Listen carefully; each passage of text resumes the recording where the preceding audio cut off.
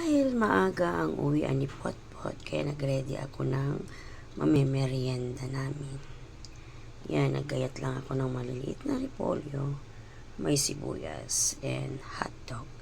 Then, gumawa ako ng mayonnaise na may ketchup. Nilagyan ko ng konting asin, konting paminta, at garlic powder. Ayan. Tapos nagpabili na lang ako ng tinapay. O diba? May gulay pa rin, may sibuyas pa rin. Yan ang merienda namin ni Puti-Puti mamayang pagdating niya. O diba? Merienda time!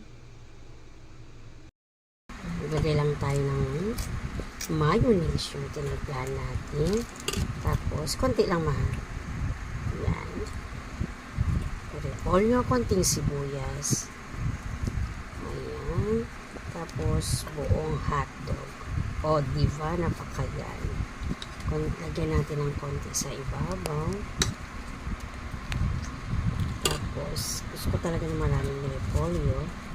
Konting sibuyas. O, diba? Dinaig pa niya ang Jolly Hotdog.